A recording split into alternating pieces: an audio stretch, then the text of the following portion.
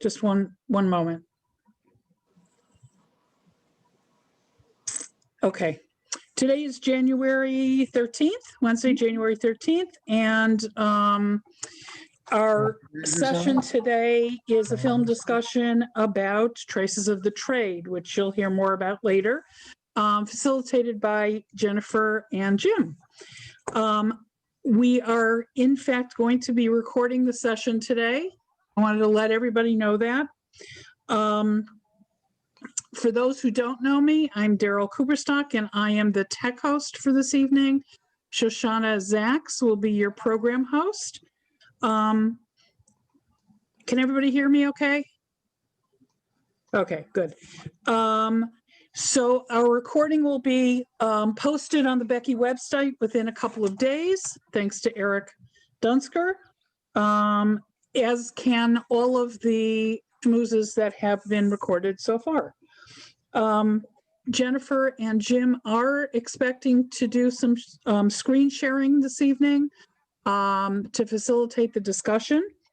It looks like we have, because of the number of participants, which at the moment I think we're up to 31 screens. We will have later in the discussion some breakout. Now we're going more screens. We will have breakout rooms later in the program, and then we'll come back. That'll probably be for about 20 minutes. And then we'll come back and regroup and debrief and continue our discussion. Just to let you know, those breakout sessions will be randomly divided. Neither I or Jennifer and Jim are going to put you in any particular group. So it's going to be a random arrangement. For everybody's sake, we ask that everybody remain muted during the program if you are not the one speaking or presenting. And I'll be monitoring for background noises during the program and for people joining late.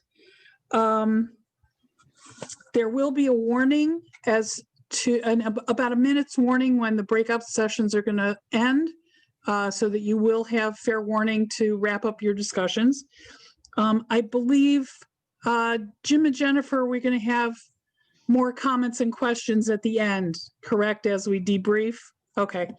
To ask at any time that we open the session up for questions or comments, I ask that you send your the word question, just the word question, or the word comment to me in the chat, rather than typing out your entire question, so that you don't take the whole time to type it all out and miss part of the presentation. And you can be much more spontaneous when, in fact, you're asking, given what might have happened in the meantime. I will make a list of people who contact me about questions or comments in the order in which they are received, and that's the order in which we will call on people. Please be considerate and don't break into somebody else's questioning time, etc. If you have a follow-up, I understand, but try to keep in mind what it is you were asking about. I think that's it. I think that's it. Everybody understand all the technical issues involved, etc. Good. And if not, contact me in the chat and I'll try and help you out. Now I'm going to turn it over to Shoshana. Go ahead. I'm Shoshana. Most of you know me. I'm in charge of programming at BEKI with a lot of help. And tonight's program is part of an informal series about racial justice in America, or maybe racial injustice in America. I guess it depends how you look at it. And I say informal only because we haven't been doing things in any particular order, but we have had some other discussions and we plan to continue to do so. We're so lucky that we have Jim and Jennifer, who came up with the idea of this particular movie along with some other events that we've done. Jennifer is a professor of American history at Yale, and Jim teaches English at Yale. And I'm not going to say much more right now because I feel an eagerness to get into discussion, because I think since most of us have never talked about the movie before, I think it's going to be a very rich discussion. So why don't you guys take it away? Okay, thank you. And I really should extend a very heartfelt thanks to Shoshana and to Daryl and to Rachel for, really opening them up the space for these kinds of conversations to take place. And you've put a tremendous amount of effort into it. And as we can see, more people have been participating. Am I correct to assume that everybody did watch the movie? Okay, great. So I don't need to give a summary of it. Okay, so then I'm gonna, rather than just summarizing kind of the facts that transpired in the film, what I would like to do is just start with, my kind of conceptual and I guess moral orientation around this. And then what I was intending to do is show some keywords that I felt came up throughout the film, are threaded through it for us to think about, what these terms mean, how we want to define them. And then I have some discussion questions. And what I tried to do was post in a link into the chat for the discussion questions so that you could look at them on your own, but I'm kind of incompetent with the technology. So, so I think I didn't succeed with that exactly. But let me just see here in terms of the screen sharing. All right, just a minute. Yes. Yeah. How do I get it to do it? You have to have it open on your computer before you can share it. Yeah. So is it open? Yeah. Okay, so then you should go down to the bottom. Share screen. Oh, share yeah. screen. Okay. Okay. Yeah. There you go. Okay, great. Okay. So anyway, so as you just kind of perhaps think about some of these keywords, I wanted to talk about the way in which, in addition to walking in the footsteps of their ancestors, trying to recover the family story of their participation in the slave trade, in what Katrina says was this evil thing that they knew was an evil thing that they did anyway. It's also a story about silences and suppression of the heroic narratives that we accept and invest in because we want to. In this case, that there was no slavery in the North, or it was a Southern crime and a Southern pathology, and that Northerners were abolitionists and honorable patriots. And there was the choice to believe in an architecture of humanism and charity that had been constructed around the cruelty, that hides the subjugation and coercion that has been as much a part of US history as allowing immigration and refugees, as ingenuity and innovation, advancement. And so here we are, we find ourselves inhabiting a time of unique and heightened social and political urgency. Political, medical, and economic events have compelled us to grapple with the ethical and cultural principles and practices that hold us together as Americans and as Jews. Very few of us have seen each other over the last year, and hence we are working hard to find the means to hold ourselves together as a Kehillah, the community of BEKI. But neither is this the time to turn inward and see community as only us. We still have to ask, what about our relationship to the national body politic and that community? Where do we stand in relation to the present and the near future? Public health, we see, is not just about protecting ourselves and but it's also about not harming others. The pandemic has shown we have a duty to protect others, and it's the only way that we will all find our way out of the COVID scourge. So and at the same time, what is the way out of the scourge of the racist and socially damaging status quo? So, here are some of the questions that I thought we would start with. And I'll just read this page, but I'll let you look at the other pages and then we'll split up. Does that sound good, Daryl? Whatever's going to work Okay, for. I'll read this page and then Jim can give his comments and then we can split up. One of the, immediate responses we saw of the family members of the DeWolf family was, that may have been those people long ago in the past, but it's not me. It's not who we are today. And I'm not pegged to that past. And I think if that is a question that sort of inhabits you or us, it necessitates some follow-ups to ask, well, why not? Why is that a comfortable answer for me? Why is it sufficient, or whom does it serve? And is this analogous to the so-called wicked child, or the child who believes he knows all in the Passover Seder? I will also show some of these other questions that came up for you to look at. And Jim can, offer some of the comments that he wanted to offer for thinking about. Oh, okay. Yeah, I don't know. I just found it such an overwhelming film. I'm not sure really what to add. I think Jennifer's questions are good. One thing though that struck me is the question of historical relativism.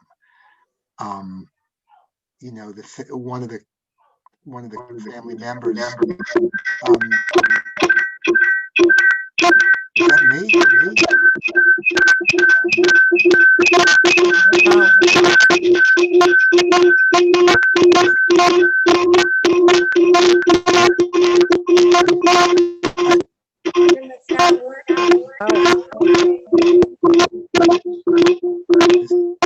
Darren, you have any idea what that is? I don't know what's going on. Just a minute. Okay. I think you're having feedback. Your speaker on your computer may be on, and your microphone at the same time. You can turn one off. Oh, you got it. Okay. I didn't. Who made a change in what they were doing? But thank you. That's all right. You don't have to admit it if you did it. But That's right. don't do it again. Yeah, just Well, the point the issue I was going to raise was the question of historical relativism as one of the people in the family. What the fuck? Sorry. excuse me. Sorry. I feel I'm jinxing the whole evening here. Such that, you've got to be able to, you can't really pass judgment on people in the past because you weren't there. You didn't walk in their shoes. At that time, it would have seemed reasonable to do whatever it would have seemed reasonable to do. And so that's, that's a very, I think that's a common response and one which is important to, to deal with. And I guess the other question which I had, which one of the people again asked was, nowadays it's so easy to look back and say, oh my God, are you kidding? People did that to other people? Thank goodness we're so more evolved that we would never do such a thing. But to think, well, I don't know, what are the cultural, economic, political, social ways of doing things that we do today that people a century from now are going to look back on and say, holy crap, what were those guys serious? Did they really do those things? So those, anyway, I guess the other final thing very briefly is I think of myself as a fairly well-informed person, and I knew about slavery. I knew that, of course, we know that Yale was implicated in slavery in many ways. I guess I really didn't know that one could make the argument that the entire basis of American wealth and prosperity was the unpaid labor of Africans. That's just a fairly mind-blowing thing to come to grips with.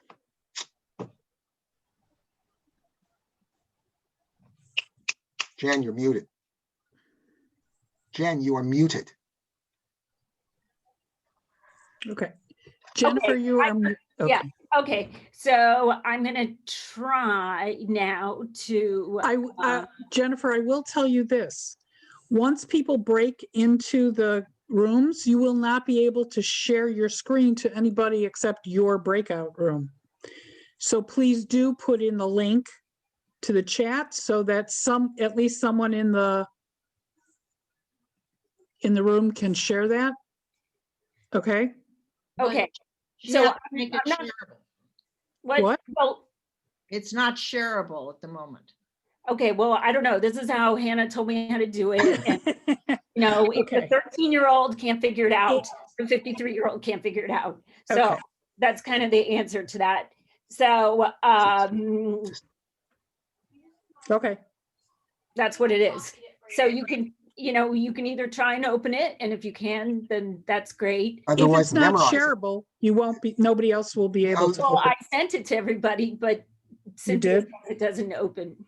It doesn't do it. We can also individually request that we share. Yeah, And you can just approve us. So I'm going to send you a share request right now. as did I. Okay. Okay. Where do you find that? Where do you find, it's in the Google Slides program. Oh, okay. Sorry.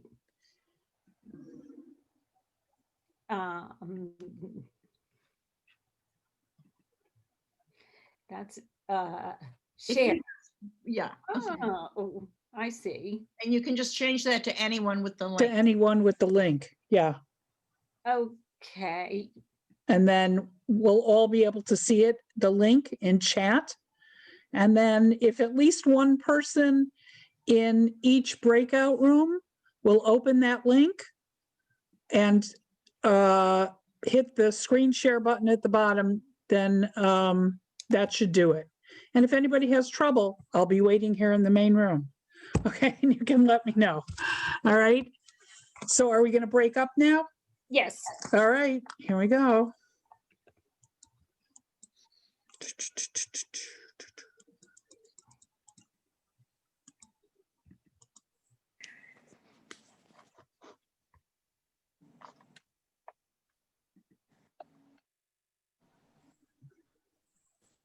Okay, there you go. Bye.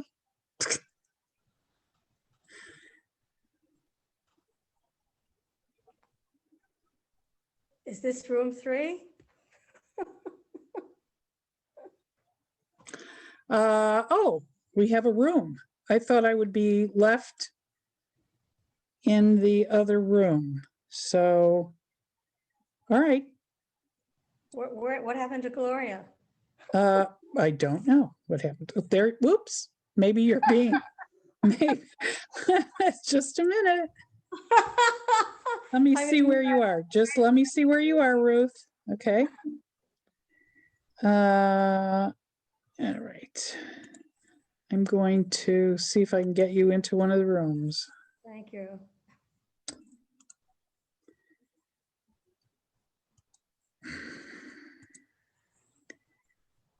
I gotta find where you are.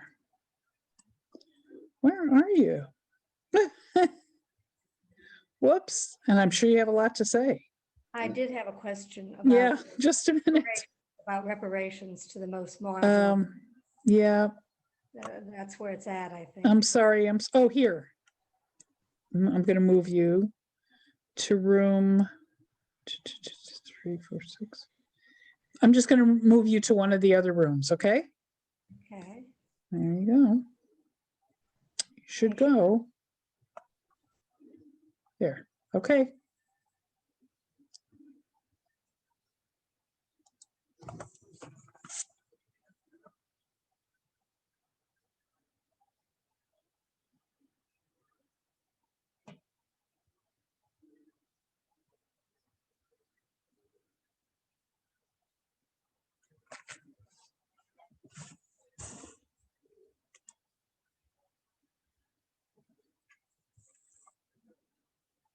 Hi, Nancy. Everybody is in breakout rooms. Can I put you in a breakout room? Oh, yeah, sure. Okay.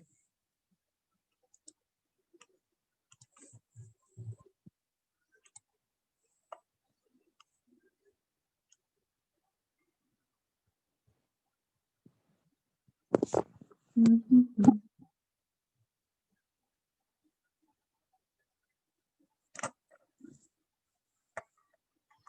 Let's see. I had another Zoom meeting before this. Oh, that's fine. All I do is Zoom. Okay. All right, here you go.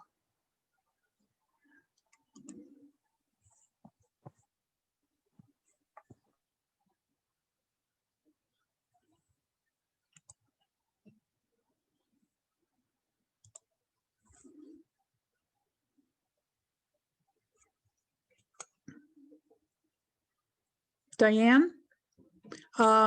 People are in breakout rooms. Can you unmute yourself for a minute?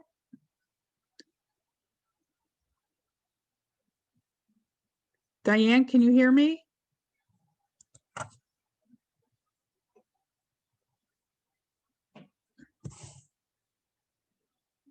Hi, Diane, can you hear me?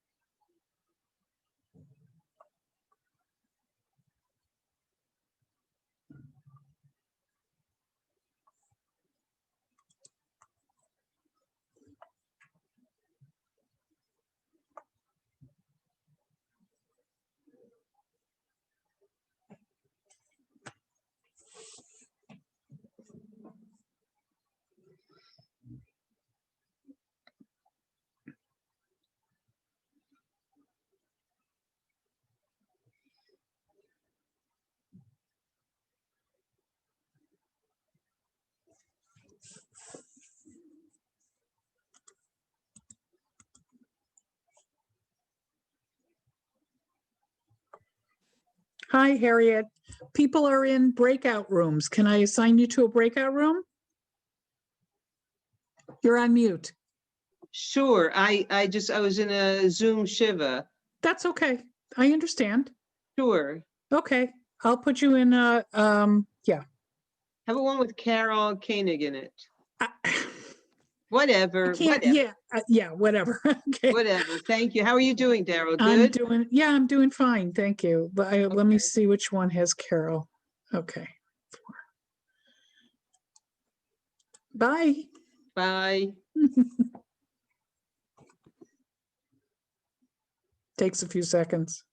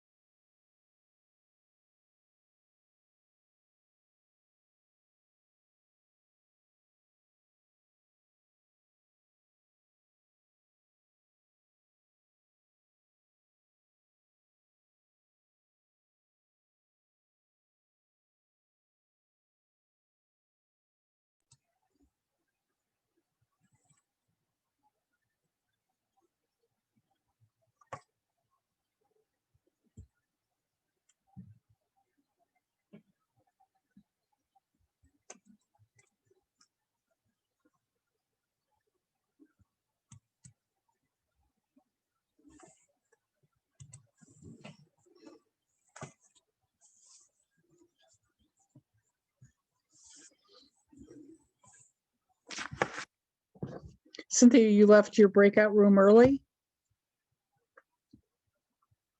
They're about to come back in. Hi. Hello. Hello. I guess everybody's going to start joining back in. Here they all come. Hi. Hi. Hi. When we're here, I just have a picture to show Helene. Sure. Do you know who those people are? I can't see. Hold it higher, Julie. Hold it higher. Stop, stop. Come back. There. Stop. Oh my gosh. Wait a There we minute. go. I have no idea. Right, now, who is it? No, that's It was for Helene. that's Sylvia and Len Siegel Oh my with my God. mother. Hey. It looks Okay. familiar, but I was like, I couldn't see. Too them many all. people in the room now. Whoa, look at all these. Hi, people. all. It's about to give everyone a lot of money. So cool. we- Everybody back in? I think I lost my room.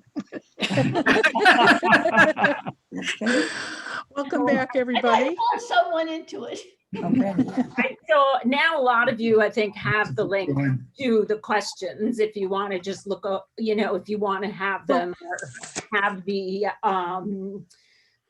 some of the terms that we were discussing, but Well, now you could actually share your screen and everybody will have it. Now that we're all back together, Jennifer. well, that's okay. I mean, we Okay. we Okay. want to have a conversation, right? Yep. Jim, you want to take it? Who? Me? Jim, Oh, Jim. Where's Jim? There he is. Okay. Yeah. That's what got raised. What were some interesting things that illuminating things, revelatory things, life-changing things that emerged from some of the rooms? I just, you know, Our group, yeah. our group picked up on the thing that you said is what will people hundreds of years from now say, what barbaric things, how do we let that happen, that happened? How could we have, how often, and our group picked up the fact that there are 1 million Black men in prison, most of whom just have minor drug offenses. And that is really unspeakable. And also the great economic disparities. But basically the things that we'll look back on is this horrendous imprisonment now of young Black men, something like 1 million young Black men. Am I exaggerating, in prison now? Very few for capital crimes. nobody let them walk away from the side of the crime Can you believe? last week. Indeed. Yeah, Rachel, that's absolutely a good Well, point. that was Yeah. your point that triggered our group discussion. Other revelations. Anybody else have questions, comments, or want to relay to us what your group actually focused on?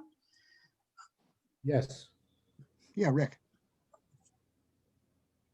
No, I think that was Isaiah. Oh, was that I saw Isaiah? Sorry, I saw Rick's mouth moving. Okay. Oh, Isaiah. Hi. Okay. Yeah, well, Yeah. in our breakout room, some people talked about, you know, someone said, you know, at the beginning of the movie, I thought it was odd that all these white people sitting around talking about the slave trade and racism.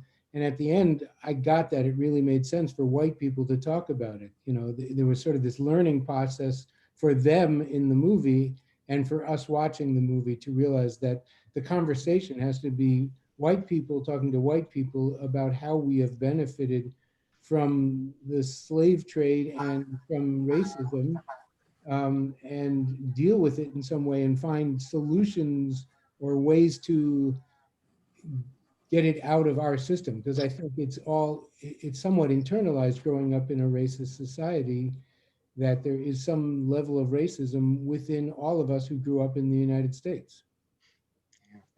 Can I interrupt for just 1 second? I'm going to ask everybody to mute unless you're the person speaking, because there's background noise going on that's distracting. Thank you.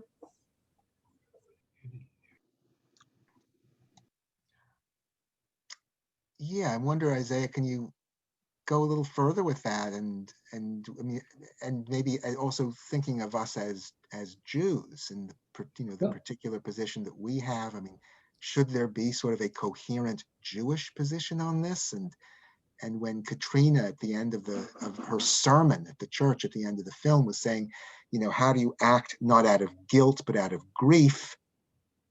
And is there some other motive? I mean, what would be I think grief, is grief a motive? Well, one thing I was thinking about, and we talked about it in our group, was, most of us, our families came here at the turn of between the 19th and 20th century.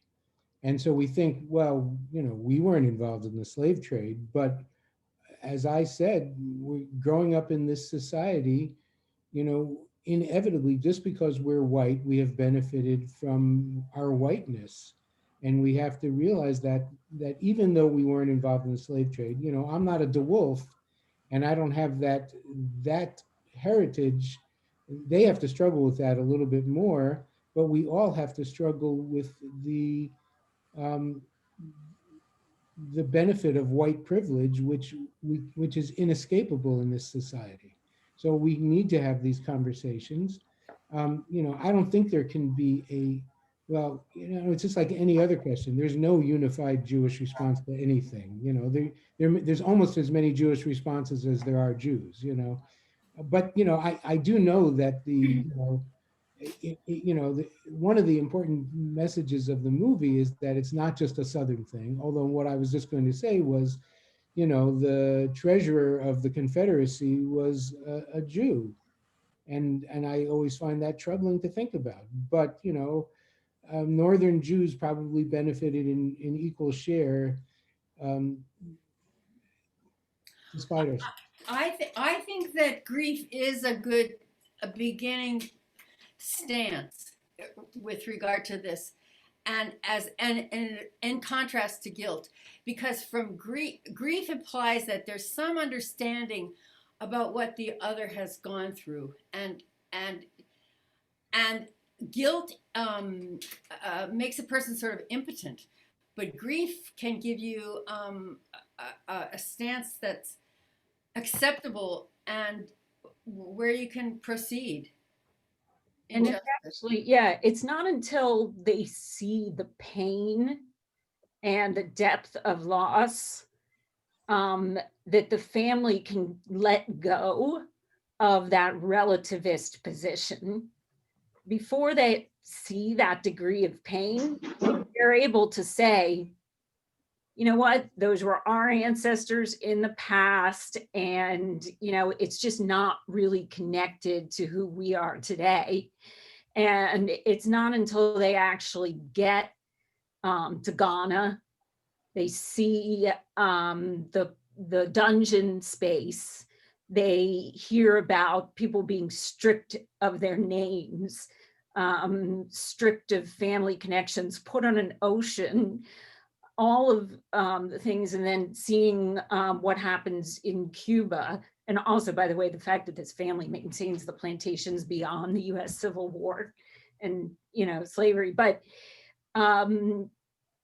it's not until they experience this as actual profound pain and loss that that they can start to have a form of empathy that ultimately has to turn into solidarity.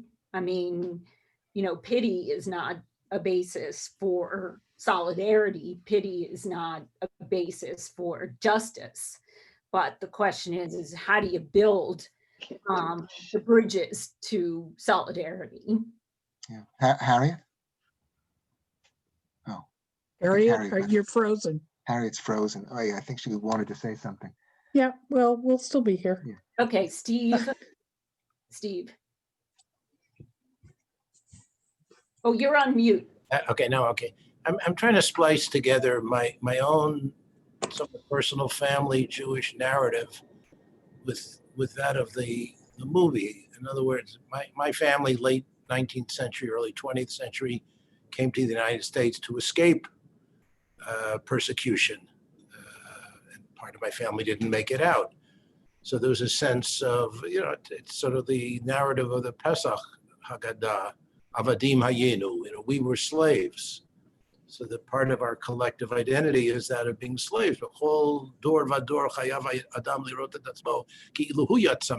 Each and every generation, we're supposed to assume the identity of slaves who were eventually freed. So therefore, our sympathies, there's a kind of empathy based, not so much on guilt, but on empathy, on having, in some mythic sense, we were there. That's a very different narrative than, let's say, being a white Protestant New Englander who goes back 10 generations to the period of slavery. So we arrive here and there's a switch that has to be flipped. It's no longer are we the slaves, the downtrodden, the oppressed, the persecuted, but we are part of the persecuting class, as it were, by virtue of our whiteness. So, I mean, is there a way to kind of maintain these two narratives in a way that they strengthen each other rather than detract from one another? That's also why I thought of the Seder when I thought of, the questions asked by the children, and the one child says, well, what is this story that you are talking about that has to do with you? God didn't take me out of Egypt. And the response is, no, this is what we did. This is what God did for our people in a much more collective and trans-historical, trans-generational sense, right? And so to be able to think more broadly than that.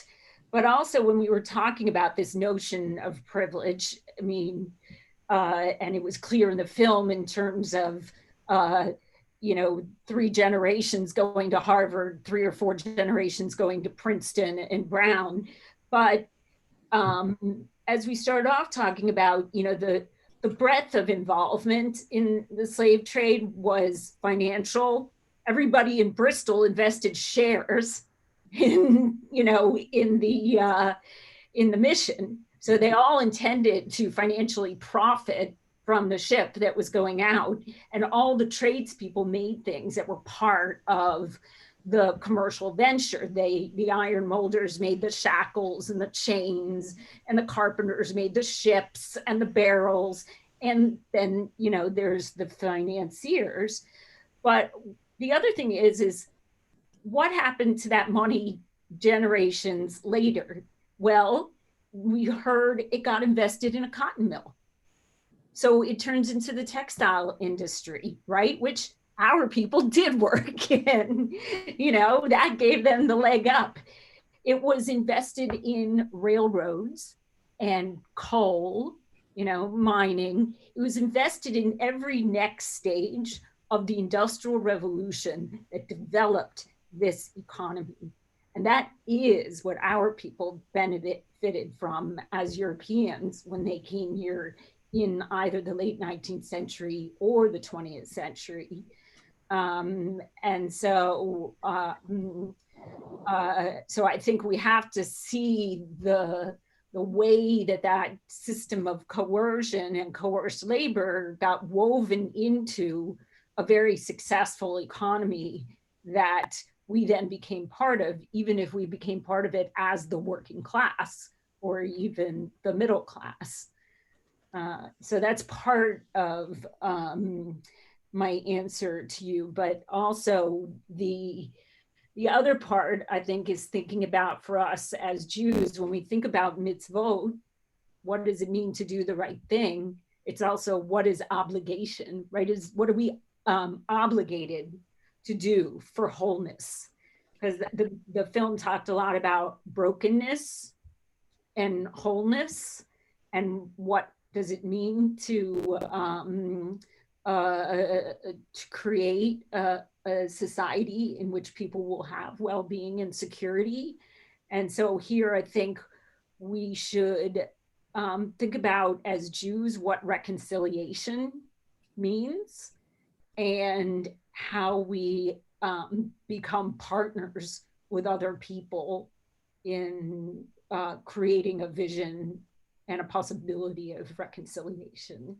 that's genuine. I mean, that's how we think about apology. Sorry.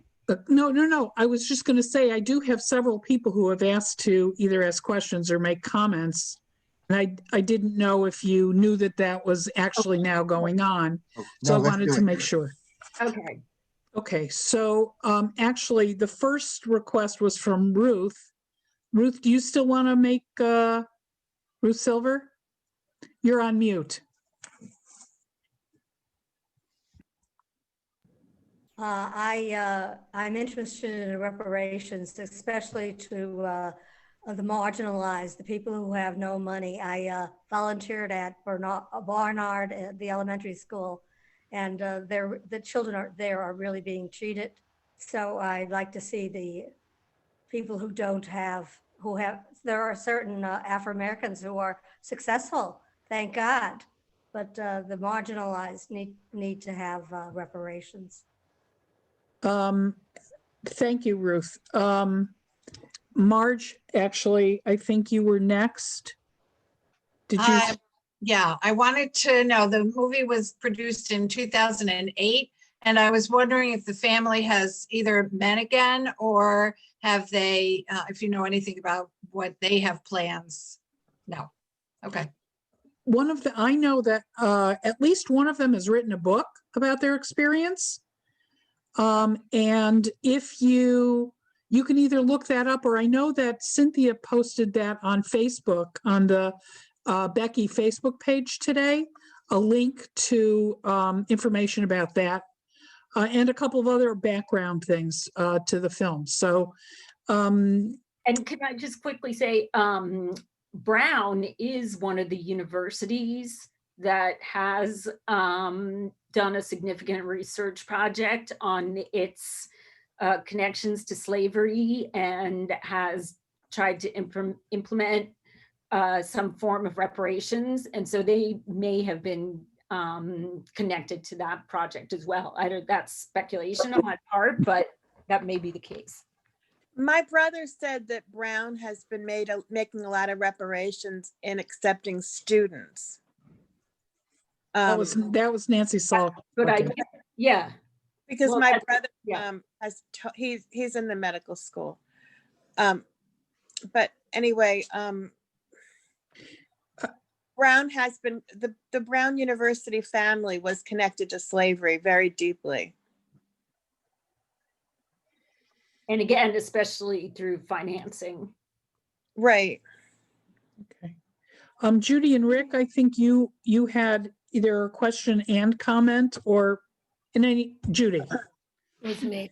And it was a comment, and it ties together some of our thoughts about grief rather than guilt as a motivation for grappling with these things and taking resolve around change, and also, you know, themes of reconciliation and partnership. And I think one of the things that struck me, and the two moments that moved me the most in the movie, demonstrated that it's not just grief for what others have experienced, but it has to be our own grief for the way in which they're experiencing that damages us, harms us. And in the movie, when one of the men tried to introduce himself to a Black individual who was there, and she declined his hand and said, I hoped I wouldn't run into any white people here.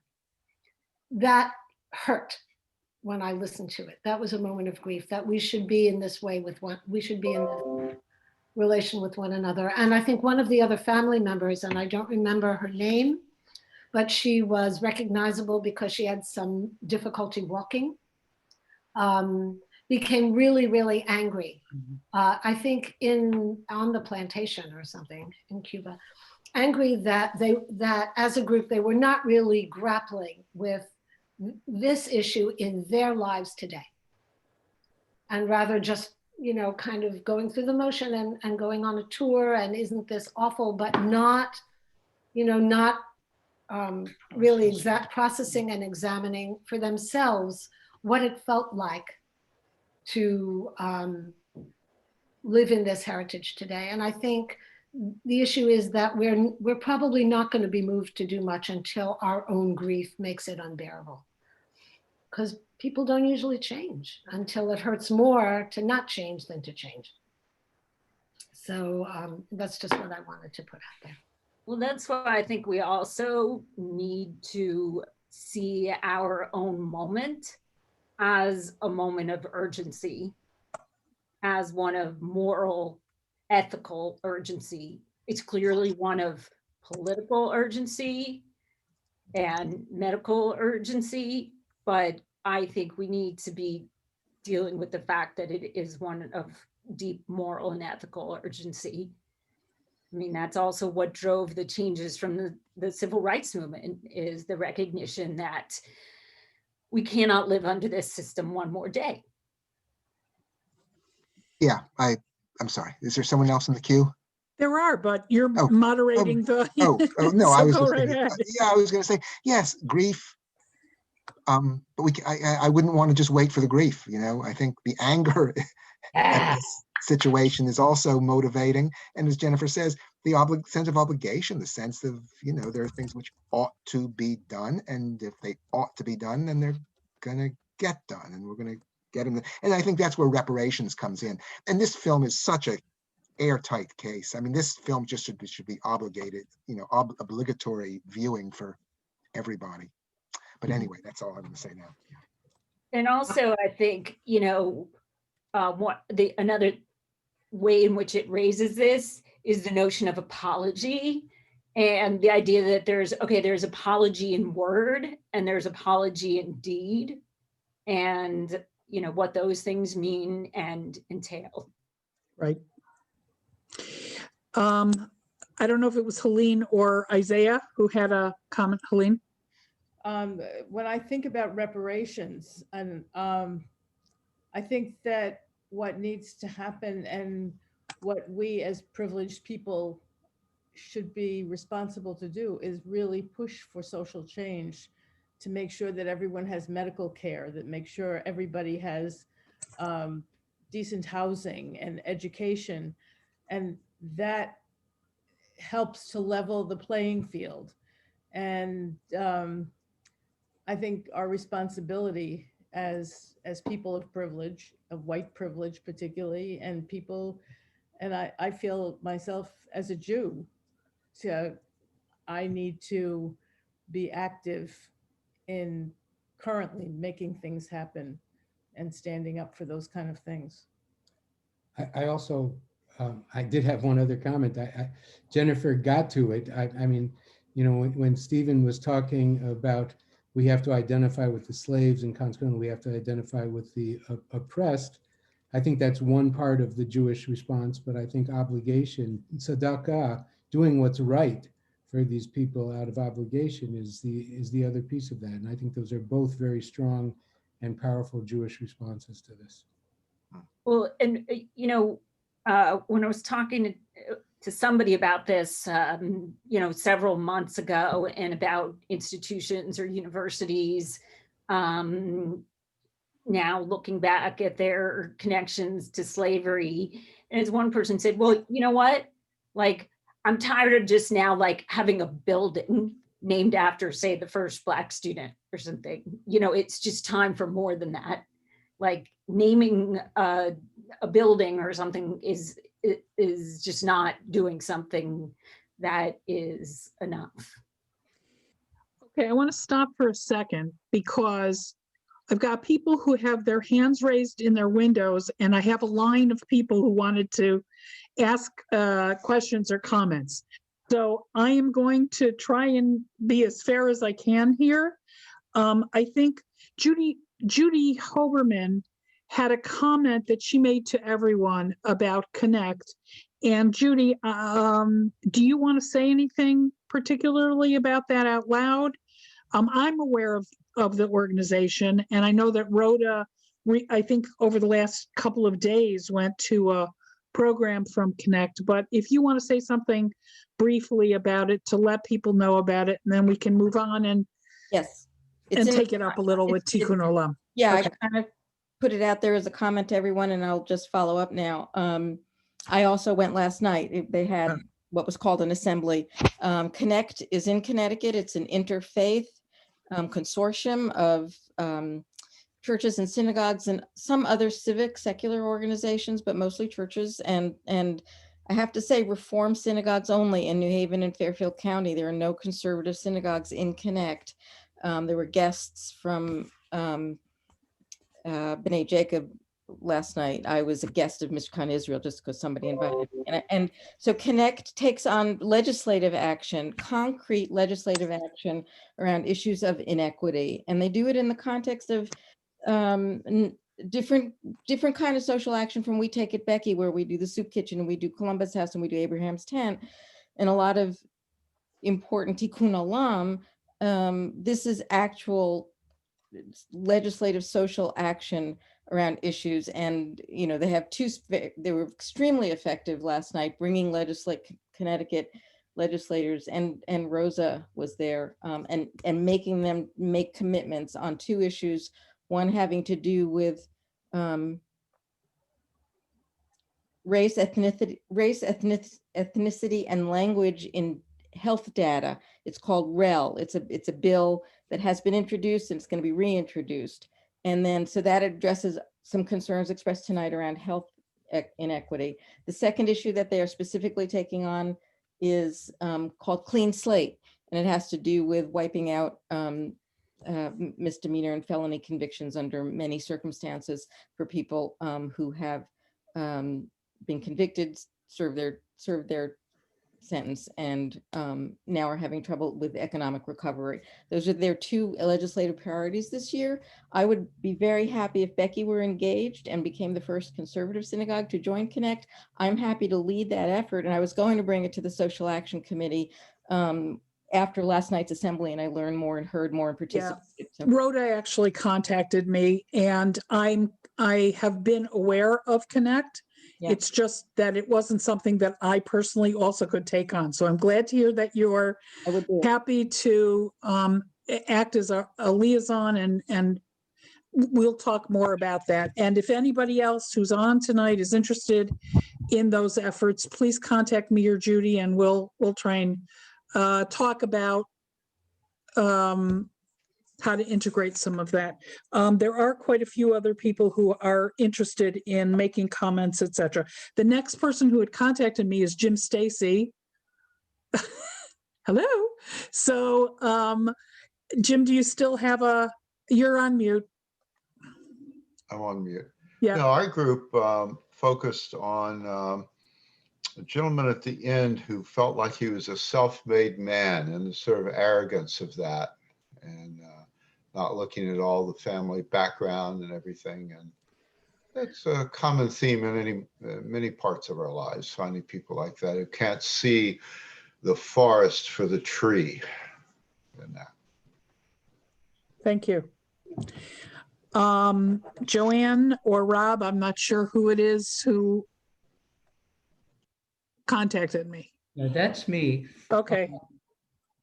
I was very pleased to hear people expressing their anger, because I think anger is a really good motivator in this kind of case. And you know, there's the danger of doing too much identifying with the slaveholders and the slave traders and feeling guilty vicariously. When, if you look particularly in the South, it's much more dramatic there than it was here, but also Wall Street and the financiers, it went through the entire country. We see it today. The thing that, you know, it's not a matter of white versus black so much as slaves here, white people who are not slaveholders and plantation holders here, whose only real wealth that they have is that they're not black, that they're white. And way up here, this tiny, tiny stratum of the spectacularly wealthy. I think we may now have blown a hole in that ceiling with our billionaire class. But that was the most extreme division of wealth that practically the world had ever seen. And you know what Helene said about healthcare and social support. These are things that benefit everybody, and the fact that we don't have them is part of the structure of the system that we are forced to live in. I think anger is a good place to start. Thank you. I think, Harriet, I believe you were next. Or do you still? Well, I just, what Jim said, when we were talking about how the people in the movie came to some understanding, and then it was toward the end where the guy who went to Harvard, whose father went to Harvard, whose grandfather went to Harvard, and then they went around the table and they were all Ivies. So, I mean, I think there wasn't recognition there. The other thing is that I would rather see it as a sense of justice rather than grief. I mean, there's recently an article, and I'm not sure where, maybe it was in the New York Times, about the myth of meritocracy. And that really brought to home me. I mean, here I am, second generation, so poor, but the fact that my family, which was lower middle class, but that we could even get ahead, I mean, had to do with the fact that we were white. I mean, if we weren't, then we wouldn't have been. So the idea that self-made people, I mean, if it's just mythology, because there's an advantage. I mean, I don't have the pull of very wealthy people, but nevertheless, when I walk into a store, I'm not shadowed immediately. So that brought home to me that it's everyone's, I mean, it's my responsibility also. And so I think rather than grief, I think justice, it's less, I don't know, I guess it's less sappy and more to the point. I mean, I think reparations are the way to go. They have to be, it has to be done. I don't know how it would get done, and other, so that there's equity. That's all. That was too much. I wasn't gonna, there you go. I'm done. Thank you. But the other thing I wanted to say, so one other thing, which is that, so I was very curious at the end of the movie when it was finished, it was 2008, and they were all so hopeful.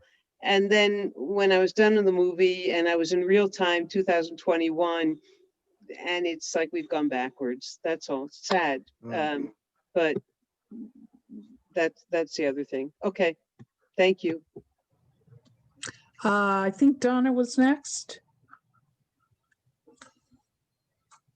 Yeah, I've had a lot of thoughts and some of them have been said, but I will say in sort of criticism, I suppose, of the movie, I didn't personally relate, having grown up very much working class and whatnot, certainly with white privilege, but not with the privilege the DeWolfs had. I kept thinking about things like, oh my God, what must this trip have cost?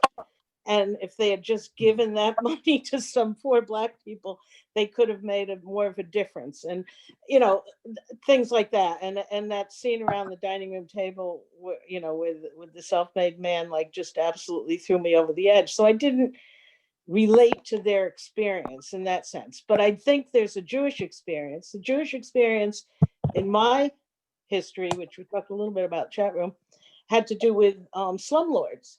And I'm really concerned about New Haven and the Orthodox Jewish takeover of all of the low-income housing, and that people be treated well, and what we could or ought to be doing to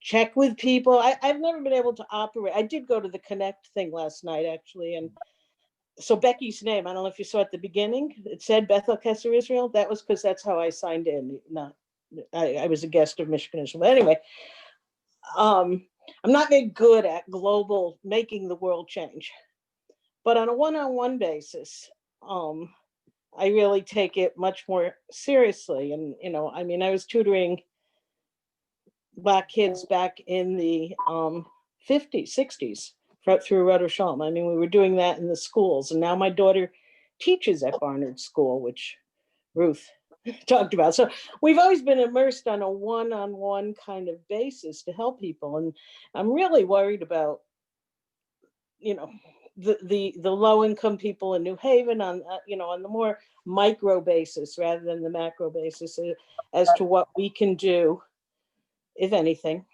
to, I mean, I know there's things going on in Beaver Hills and stuff, but just the slumlord aspects really scares me. I think, you know, I would certainly concur with that, although, you know, when I was growing up on Miami Beach, Orthodox Jews were also the slumlords. And ironically enough, like we had some, you know, second cousin of my dad's or whatever, who was one of these Miami Beach slumlords who was a Holocaust survivor.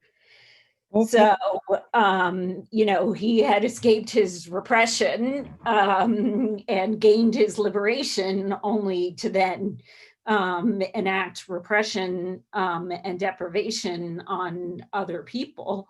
So again, I think we do have to like reach deep to figure out what our solidarity is and not to close in.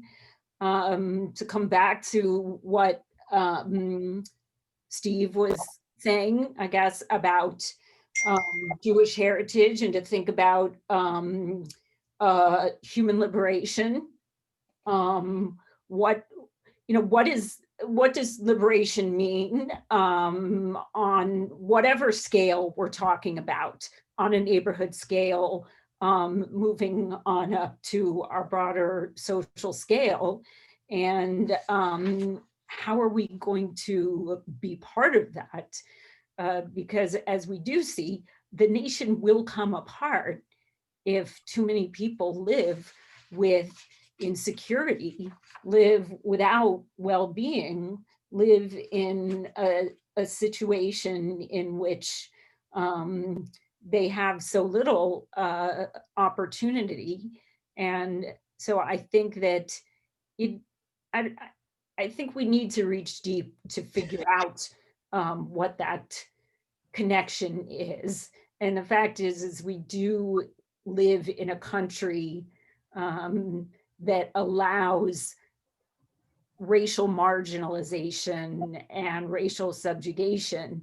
And given where we stand now, as I think Harriet was saying, 10 years, 12 years on from 2008, the fact that white supremacist violence is now open, right? What we now have political violence rooted in white supremacy that is now clearly out in the open, which is, you know, targeted at Blacks, it's targeted at us, it's targeted at anybody who's not considered pure white America.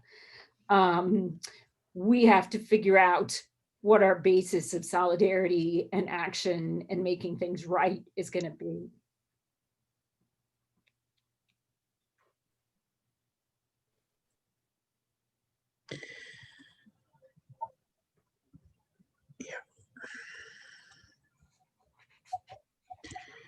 I think, did anybody else have any comments they wanted to make or questions? I don't think I have anybody else in the chat, so this may be your last chance, Steve. Steve, yeah. Steve, yeah. I think I'm muted here. Yeah, this is sort of a kind of meta question.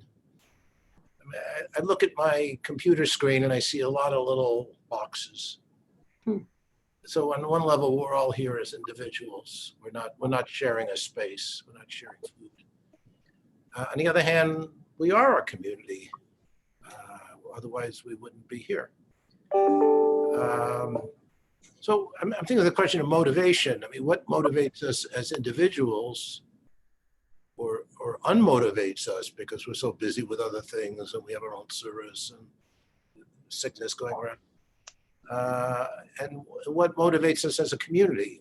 We want to come out of this each individually recommitted to doing something about racism structurally in our society, or do we want to come out of this, are we better motivated as a community, as part of something larger than ourselves? So I don't know the answer to that, but it is two ways of thinking about it. That is, you know, and there are plenty of good organizations doing good work out there. We don't need to invent a new one.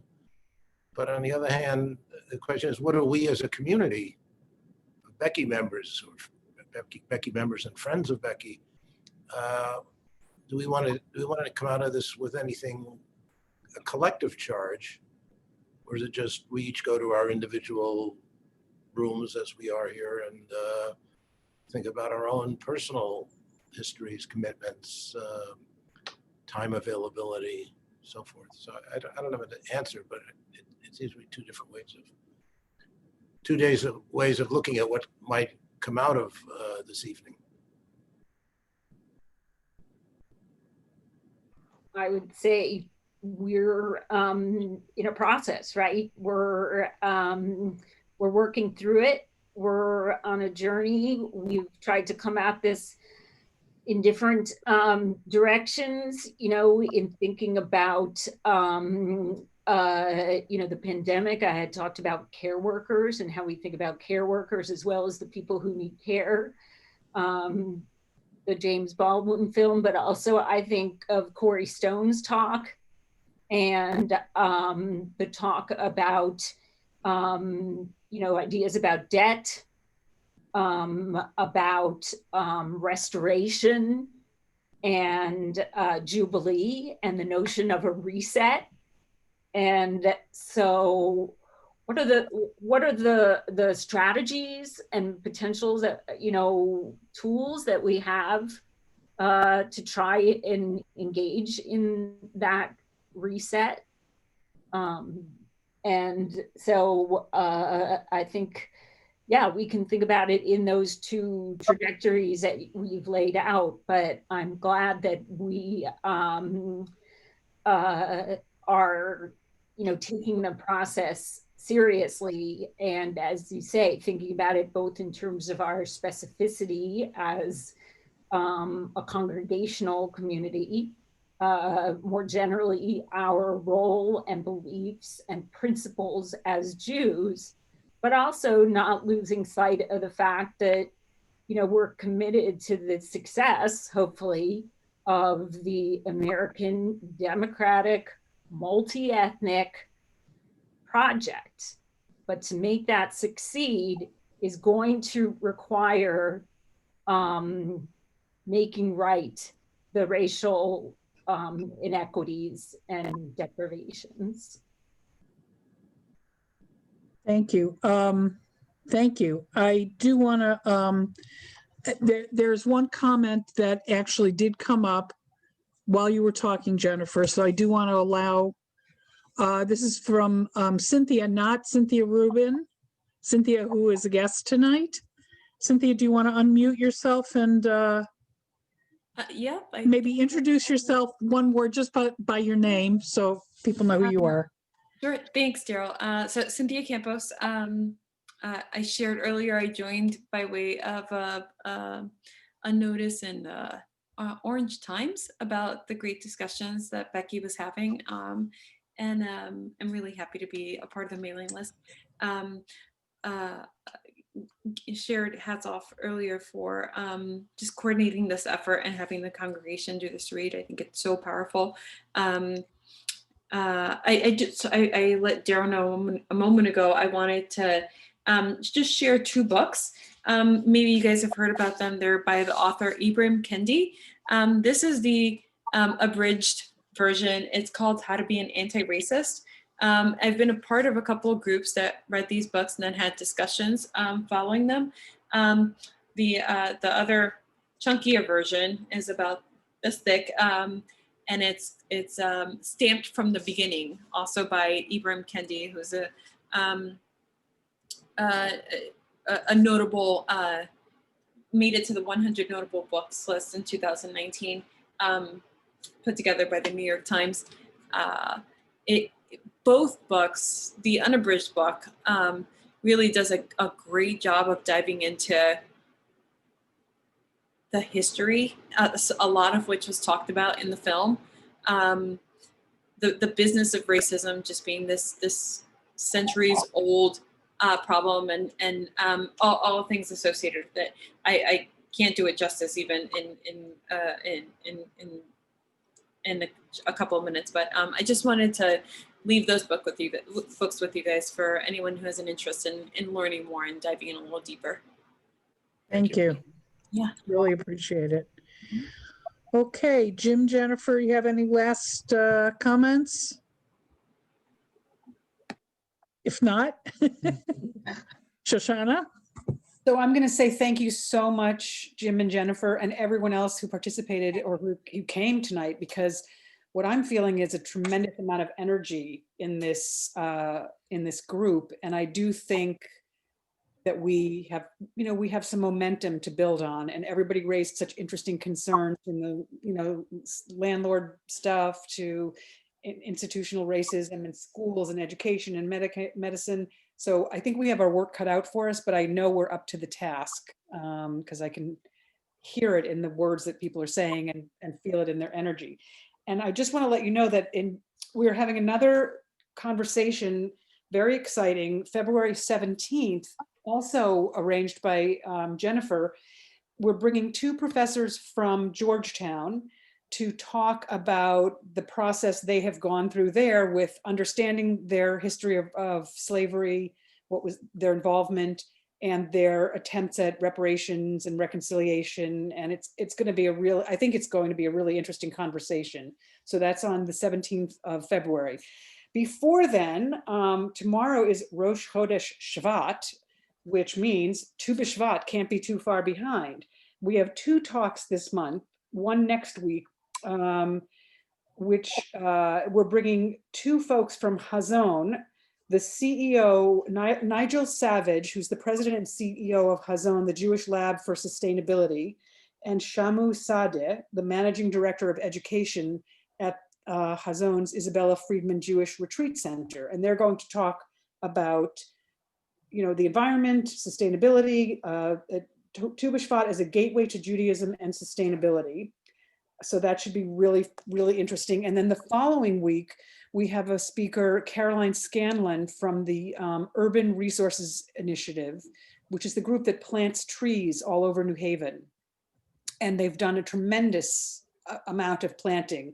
And it's a group, it's a joint effort between the Yale Forestry School and a nonprofit, and they involve New Haven residents, young people, in planting trees where trees have been taken down. So she's going to talk about trees and their importance. And I think both of those talks are going to be great.